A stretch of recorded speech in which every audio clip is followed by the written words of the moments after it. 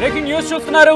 Andhra Pradesh రాజధానిపై CM Chandrababu శ్వేతపత్రం release చేయబోతున్నారు. మరి కాసేపట్లో గత 5 ఏళ్లలో అమరావతికి జరిగిన నష్టంపై ఆయన వివరించబోతున్నారు. విజువల్స్ మీరు చూస్తున్నారు.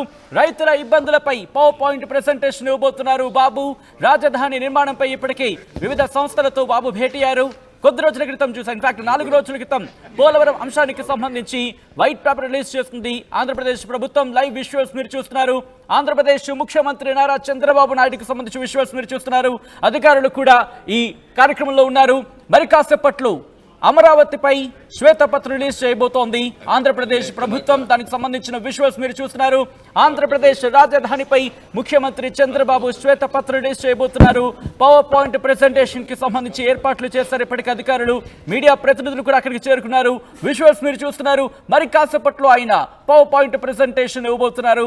గత 5 ఏళ్లలో అమరావతికి జరిగిన నష్టంపై వివరణ ఇవ్వబోతున్నారు ఆయన.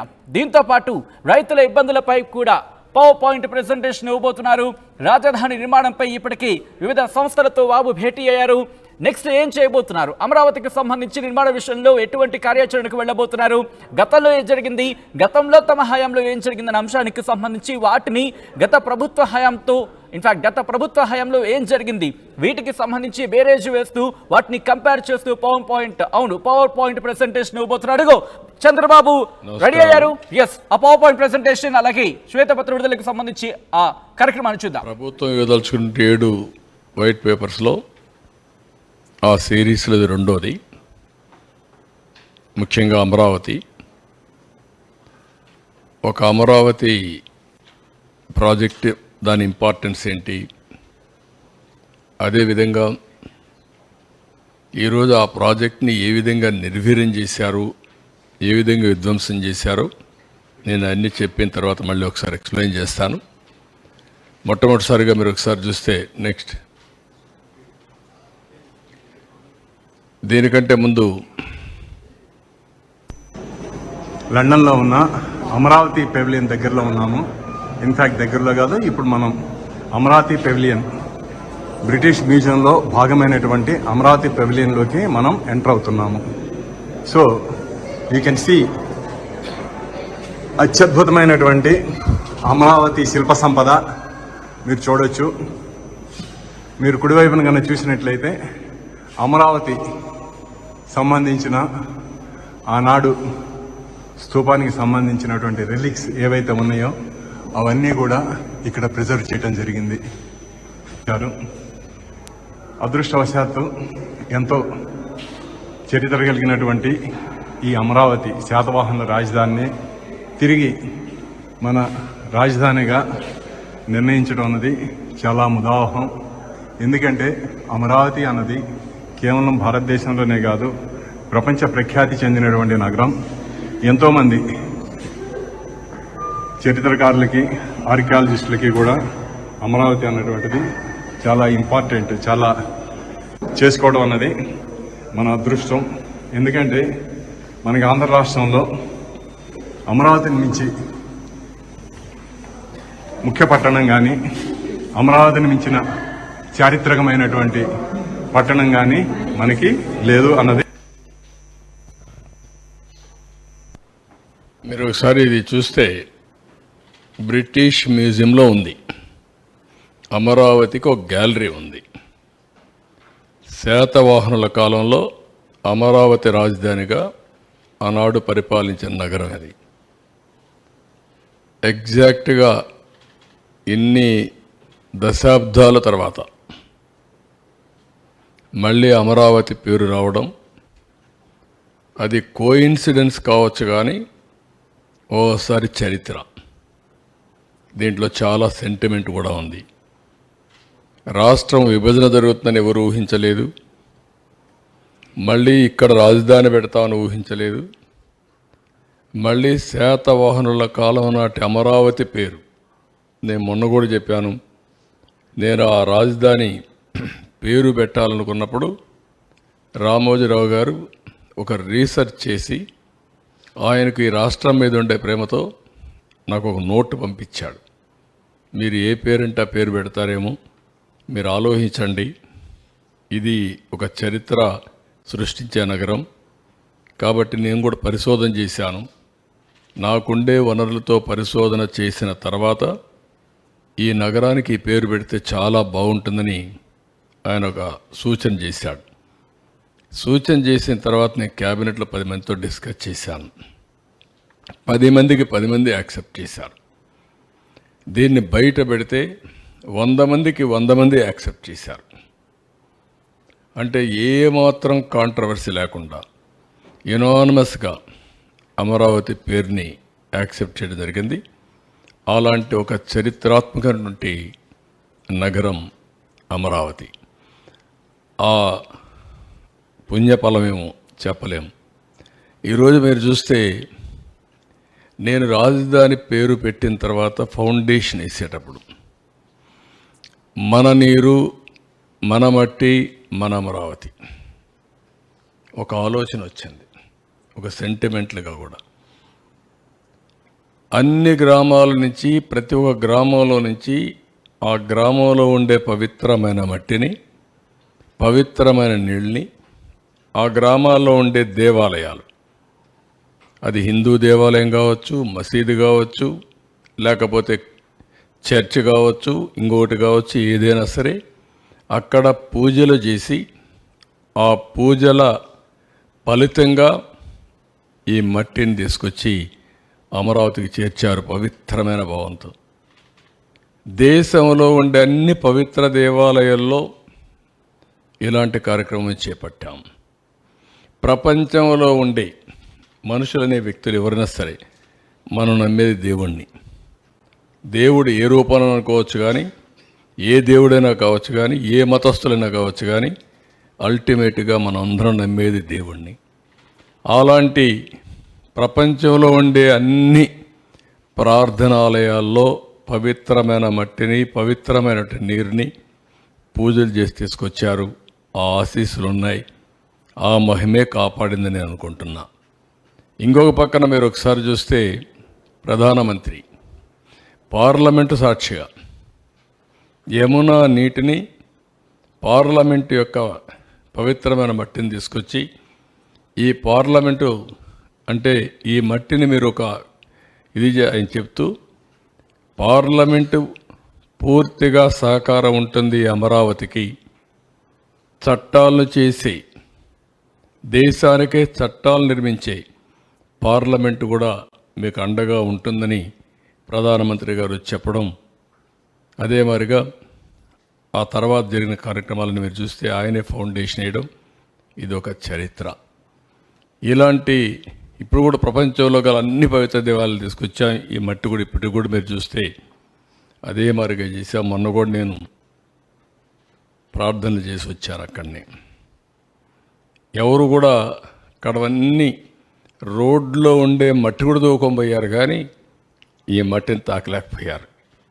అదొక గొప్ప విశిష్టత, పవిత్రత. నెక్స్ట్, ఈరోజు చాలామంది అడుగుతూ ఉంటారు వై అమరావతి అలోనని. విభజన జరిగింది. విభజన జరిగినాక అప్పట్లో 13 జిల్లాలు. 13 జిల్లాలను మీరు చూస్తే స్ట్రైట్గా ఏ పక్క గిర్ర గీసిన, ఈ పక్క మడకసిర లాస్ట్, ఈ పక్క ఇచ్చాపురం, ఇంకొక స్ట్రైట్గా కొద్దిగా ఇట్లా వస్తే కుప్పం. 550, 590, ఇక్కడ 594 కిలోమీటర్లు. ఎటు చూసినా సమదూరం ఉండే ఏకైక ప్రాంతం అమరావతి. ఎవరు బుద్ధి జ్ఞానం ఉండే ఏ వ్యక్తి అయినా సరే దీన్ని ఏమాత్రం కూడా డిఫర్ కారు మనిషి అనేవాడు. అదే మాదిరిగా ఆ పక్క 12 పార్లమెంట్లు, ఈ పక్క 12 పార్లమెంట్లు, 13వ పార్లమెంట్ ఇక్కడ వస్తుంది. దీనికంటే సైంటిఫిక్ బేసిస్ మీకు ఏం కావాలి అమరావతి నిర్ణయించడానికి? దీనికి కులాలు కావాలన్నా, మతాలు కావాలన్నా, ప్రాంతాలు కావాలన్నా, లేదంటే రెచ్చగొట్టాలన్నా? అంటే ఎవరైనా సరే రాష్ట్రం యొక్క భవిష్యత్తును ఆకాంక్షించే ఎలాంటి వ్యక్తి అయినా సరే, అతను కరుడుగట్టిన ఉగ్రవాది అయినా సరే దీనికి ఒప్పుకొని తీరాలి. ఈ నియమనాలతో నాకు అర్థం కావడం లేదు. ఆఫ్టర్ బైఫర్కేషన్ మనకు రాజధాని లేదు. రికమెండేషన్స్ ఇచ్చిన కేసీ శివరామకృష్ణ ఇచ్చిన రికమెండేషన్లు కూడా చూసాం. అటు విశాఖపట్నం మొదలుకొని కర్నూలు వరకు అధ్యయనం చేశాడు. అధ్యయనం చేసిన తర్వాత ఎక్కువ మంది ఎక్కడ రాజధాని ఉండాలి అంటే విజయవాడ, గుంటూరు మధ్యలో ఉండాలని అందరూ చెప్పే పరిస్థితికి వచ్చారు. ఇంకొక పక్కన ఆంధ్రప్రదేశ్ అసెంబ్లీ పాస్ చేసాం, రెజల్యూషన్ పాస్ చేసాం 3/9/2014లో. ఇక్కడ మీరు చూస్తే సెంట్రల్ అడ్వాంటేజెస్ అని చూస్తే, 1 సెంట్రల్ లొకేటెడ్, 2 ప్లాంట్ సిటీ కట్టుకోవచ్చు మోస్ట్ లివబుల్ సిటీ కింద, సెల్ఫ్ ఫైనాన్స్ ప్రాజెక్ట్ కింద. అంటే మనకు అప్పటికే ఆదాయం లేదు, కొత్త రాష్ట్రం, 15,000 కోట్ల రూపాయలు ఆర్థిక లోటు ఉంది. ఇవన్నీ ఆలోచించిన తర్వాత ఏ విధంగా కట్టగలుగుతామని అనేక సార్లు ఆలోచించినప్పుడు దీన్ని అంత మునుపుండే హైదరాబాద్ నాకు ఒక అనుభవం ఉంది. హైదరాబాద్లో ఒక సిటీ నిర్మాణం చేశాం. హైదరాబాద్, సికింద్రాబాద్ 2 సిటీలు ఉన్నాయి. 3వ సిటీ సైబరాబాద్. హైదరాబాద్ ఎప్పుడో నిజాం నిర్మాణం చేశాడు. తర్వాత సికింద్రాబాద్ అభివృద్ధి అయింది బ్రిటిష్ వాళ్ళ పీరియడ్లో, ఆ డిఫెన్స్ అవన్నీ వచ్చి. ఆ తర్వాత నేను వచ్చిన తర్వాత సైబరాబాద్ నగరం. సైబరాబాద్ అందరూ అన్నారు, ఇదేంటండి ఈ పక్క తీసుకుపోతున్నారు, వాస్తుకి ఎక్కడ నార్త్ ఈస్ట్లో డెవలప్ అవుతుందని కూడా మాట్లాడారు. నేను అన్నా నాకు ల్యాండ్ అక్కడే ఉంది, అక్కడే డెవలప్ అవుతుందని చెప్పాను. అది మీరు చూస్తే ఈరోజు నాకు వచ్చింది ఒక ల్యాండ్ తప్ప హైదరాబాదుకు నీళ్లు లేవు, కరెంటు లేదు, అనేక సమస్యలు ఉన్నాయి. ఒక అడుగు నేను వేసాను, ఒక అడుగు కలిసి వచ్చి బ్రిక్ బై బ్రిక్ నిర్మాణం చేశాం. 9 ఏళ్లలో ఒక ఎకో సిస్టమ్ క్రియేట్ చేశాం. ఈరోజు ఎవ్వరు కూడా దాన్ని రివర్స్ చేయలేని పరిస్థితి తీసుకొచ్చాం. నీళ్లు లేవు. నేను వరల్డ్ బ్యాంక్ని అడిగితే, డబ్బులు ఇమ్మని అడిగితే 20 లీటర్లు దగ్గర 20 రూపాయలు చేస్తే మేము నీళ్ళు ఇస్తామని పెట్టే పరిస్థితులు. మీరు కానీ కన్జ్యూమర్కు టారిఫ్ వేస్తే, మీరు అండర్స్టాండింగ్ ఇస్తే మేము నీళ్ళు ఇస్తామంటే అది ఇస్తే నా పని అయిపోతుందని నేను ఒక వినూత్నంగా ఆలోచించి కృష్ణా నుంచి రోడ్డు పక్కన పైప్ లైన్ వేయాలని నిర్ణయం చేశాను. ఒక సీజన్లో తీసుకొచ్చా. ఎంతోమంది ప్రయత్నం చేసి ఇది సాధ్యం కాదనుకుని వదిలిపెట్టిన తాగునీరు ప్రాజెక్ట్ని, కృష్ణా జలాలను హైదరాబాద్ తీసుకొచ్చాం. దాంతో చరిత్ర తిరగరాసే పరిస్థితికి వచ్చాం. ఈరోజు అలాంటి అనుభవం పెట్టుకొని దీనికోసం మేము ఆలోచించింది ఈ ల్యాండ్ పూలింగ్ అని చాలాసార్లు మేము ఆలోచించాం. హైదరాబాద్కి ఒక ఎట్లా చేయాలి అని మేము ఆలోచిస్తే, ఒక టవర్ కట్టాలి. టవర్ కట్టాలంటే ఎట్లా కట్టాలి, ఏం చేయాలి? ఒక బ్రెయిన్ స్టార్మింగ్ సెషన్స్ పెట్టుకున్న తర్వాత మాకు క్లూ దొరికింది. ఆ క్లూనే ఒక సైబరాబాద్ హైటెక్ సిటీ ఒక టవర్ కట్టాలని. ఆ టవర్ కట్టాలంటే ఎవరు కడతారు, డబ్బులు ఎవరు పెడతారు, ఎక్కడ చేయాలని? అప్పుడే BOT మోడల్ L&T టెండర్ పిలిచాం, వచ్చారు, వాళ్ళకి L&Tకి ఇచ్చాం. ఇండియాలో బెస్ట్ కన్స్ట్రక్షన్ కంపెనీ ఆ రోజున L&T. ఒక హైటెక్ సిటీ కట్టిన తర్వాత ఏం చేయాలి? కంపెనీలు రావాలి. కంపెనీలు రావాలంటే ఏం చేయాలి? ప్రపంచం తిరగాలి. 14 రోజులు అమెరికాలో నేను కంపెనీ టు కంపెనీ తిరిగి IT స్ట్రెంగ్త్ ఇన్ ఇండియా, దాంట్లో తెలుగు వారి యొక్క పాత్ర ఇవన్నీ చెప్పి ఎడ్యుకేట్ చేశాను. ఏది హైటెక్ సిటీ ఫిలప్ చేయడానికి. ఆ తర్వాతనే వచ్చాయి అన్ని కంపెనీలు. ఆ తర్వాత చరిత్ర మీరు చూశారు. అంటే ఒక పని చేయాలంటే మళ్ళీ అక్కడి నుంచే నెంబర్ ఆఫ్ ఇంజనీరింగ్ కాలేజెస్ పెట్టాం. ఈరోజు ఇక్కడ చదువుకున్న వాళ్ళు హైదరాబాద్కి వచ్చారు, హైదరాబాద్ నుంచి చదువుకున్న వాళ్ళు విదేశాలకు పోయారు, సెటిల్ అయ్యారు. కడాన మైక్రోసాఫ్ట్ CEO కూడా హైదరాబాద్లో పనిచేసి CEO అయ్యే పరిస్థితికి వచ్చాడు. ఒక ఈవెంట్ ఏ విధంగా అభివృద్ధి అవుతుందో ఎగ్జాంపుల్స్ ఇవన్నీ. అలాంటి పవిత్రమైన భావంతో చేసిన నగరం, పవిత్ర లక్ష్యంతో ఒక ఆశయం కోసం ఈ నగరాన్ని నిర్మాణం ప్రారంభించాం. ఇక్కడికి వచ్చినప్పుడు నారాయణ గారు మంత్రి, చాలాసార్లు ఆలోచించాం. నారాయణ పంపించేవాడిని, ఏం చేద్దాం అని ఆలోచించాం. కడాని ఇక్కడ కొంతమంది ల్యాండ్ ఇవ్వడానికి సిద్ధంగా ఉన్నారు అనేది ఫస్ట్ స్టెప్. అది అయిన తర్వాత ఆలోచించాలి, ల్యాండ్ ఇవ్వడానికి సిద్ధంగా ఉన్నది ఎట్లా ఇవ్వాలి, ఏ రేటుకు కొనాలి. మా దగ్గర డబ్బులు లేవు, అప్పటికే 15,000 కోట్లు డెఫిసిట్ ఫైనాన్స్. మేము మాట్లాడుకోనంగా అటా డెవలప్ చేసి ల్యాండ్ పూలింగ్ అనే ఆలోచన వచ్చింది. సాధ్యమా ఇది? ఒక ఇండస్ట్రీ ఒక 20 ఎకరాలు 30 ఎకరాలు ల్యాండ్ ఎక్విజిషన్ చేయాలంటే గవర్నమెంట్ ఆఫ్ ఇండియా ఇచ్చినట్టు కొత్త రూల్స్ అన్నీ పాటిస్తాం. ఒక ఇరిగేషన్ ప్రాజెక్ట్ చేయాలంటే ఎంత కష్టపడ్డా మనం చూసాం.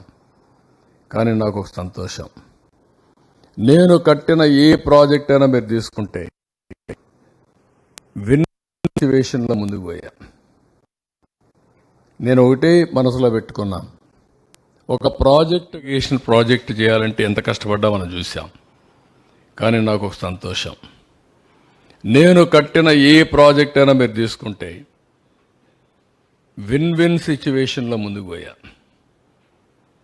నేను ఒకటే మనసులో పెట్టుకున్నాను, ఒక ప్రాజెక్ట్ కడితే ఆ ప్రాజెక్ట్ వల్ల లబ్ధి పొందిన వాళ్ళు ఎంత ఆనందంగా ఉంటారో, ఆ ప్రాజెక్టు వల్ల ఆస్తి నష్టపోయిన వాళ్ళు కూడా అంతే ఆనందంగా ఉండాలి. అంటే ఎక్కువ కాంపన్సేషన్ ఇవ్వాలి. అదే ఇచ్చాం. ఎక్కడ నా హయాంలో ఇరిగేషన్ ప్రాజెక్ట్స్కి కానీ, రోడ్డు ప్రాజెక్ట్స్కి కానీ, ఎయిర్పోర్ట్లకు కానీ ఎక్కడ గొడవనే మాట లేకుండా చేశాం. అదే హైదరాబాద్లో శంషాబాద్ 5,000 ఎకరాలు నేను చేస్తే ఒకే మాట చెప్పాను వాళ్ళకందరికీ, మీరు 5,000 ఎకరాలకు మీకు లిబరల్గా డబ్బులు ఇస్తాం, ఆ డబ్బులు తీసుకోండి, ఇక్కడ ఎయిర్పోర్ట్ వస్తుంది, పక్కన భూములు కొనండి, మీ భూమి విలువ పెరుగుతుందని చెప్పాను. అదే చేశారు కొంతమంది. ఆ విధంగా మనం చేసి డెవలప్మెంట్ కోసం ముందుకు పోయాం. ఆ దృష్టితోనే ఇక్కడ ల్యాండ్ పూలింగ్ తీసుకొచ్చాం. నెక్స్ట్, ఇది మీరు చూస్తే ప్రపంచంలోనే largest land pooling in the world. ఇలాంటి ఇంత వాలంటరీగా స్వచ్ఛందంగా ముందుకొచ్చి ఒక్క లిటిగేషన్ లేకుండా హ్యాండ్ ఓవర్ చేశారు. ఇంకొక పక్కన సిఆర్డిఏ ఒక బైండింగ్ అగ్రిమెంట్. ల్యాండ్ అనే సెంటిమెంట్, మేము ఈ ల్యాండ్ మీకు ఇస్తున్నాం, మీరు ఇంటర్న్ మాకేమి ఇస్తారు, ఇద్దరూ కలిసి ఒక అవగాహనకు వచ్చి తర్వాత దానికి సిఆర్డీలో పాస్ చేశాం, క్యాబినెట్లో పాస్ చేశాం, వీళ్ళకి మళ్ళా అథారిటీ ఇచ్చాం, మీరు అగ్రిమెంట్ చేసుకోమని. అవన్నీ చేశారు. ఆ బైండింగ్ అగ్రిమెంట్ చేసుకొని ముందుకు పోయారు. 10 years. ఇక్కడ మీరు చూస్తే 30,000 రూపాయలు డ్రై ల్యాండ్కి, 50,000 రూపాయలు వెట్ ల్యాండ్కి ఆ రోజు యాన్యుటీ ఇచ్చాం. సంవత్సరానికి డబ్బులు ఇస్తాం, 10 ఏళ్ళు ఇస్తాం. 10 ఏళ్ళ తర్వాత ముందుగా ఉంటే మీరు అమ్ముకోండి, అప్పటి వరకు ఇచ్చి ఆ తర్వాత మీరు అమ్ముకోండి, అప్పుడు రేట్ వస్తుందని చెప్పి ఇవ్వడం జరిగింది. ఎవ్రీ ఇయర్ మళ్ళీ 3,000, 5,000 3,000 రూపాయలు వచ్చి వీళ్ళకి ఇచ్చాం, డ్రై ల్యాండ్కి ఇచ్చాం. 5,000 రూపాయలు ప్రతి సంవత్సరం వెట్ ల్యాండ్కి ఇచ్చాం. దీంట్లో మళ్ళీ ఫార్మర్కి 1 ఎకరా మాకు ఇస్తే అతనికి ఇచ్చింది 1000 స్క్వేర్ యార్డ్స్ రెసిడెన్షియల్ ఇంటికి, 250 స్క్వేర్ యార్డ్స్ కమర్షియల్ డ్రై ల్యాండ్కి. అదే వెట్ ల్యాండ్కి 1000 square yards residential, 450 square yards కమర్షియల్కి ఇచ్చాం. Other benefits like waiver, loan waiver చేసాం, స్కిల్ డెవలప్మెంట్ పెట్టాం, ఫ్రీ హెల్త్ అని, ఇంకో పక్క free education, Anna canteen, sanitation ఇవన్నీ పెట్టాం. పెన్షనర్స్కి 2,500 రూపాయలు ఇచ్చాం. అంటే ఇక్కడ ఒక రాజధాని కడతా ఉంటే వ్యవసాయం పనిజరక్కపోతే ఉపాధి కోల్పోతుందని, ఒక విధంగా ఉపాధి కూడా కోల్పోదు, ఇంకా ఎక్కువ ఉద్యోగాలు వస్తాయి. కానీ పేదవాళ్ళను కూడా ఆదుకోవాలనే ఉద్దేశంతో 2,500 రూపాయలు ఇచ్చాం. నిన్నైతే 5,000 రూపాయలు నేనే డిస్ట్రిబ్యూట్ చేశాను ఒక ఇంటికి వెళ్ళి. అంటే వాళ్ళకు కూడా ఎక్కడ ఎవ్వరికి అన్యాయం జరగకూడదు, ప్రతి ఒక్కరూ ఆనందంగా ఉండాలి. రాజధాని వస్తుందంటే స్వాగతం పలకాలి తప్ప బాధపడకూడదనే ఉద్దేశంతో ఇవన్నీ చేశాం.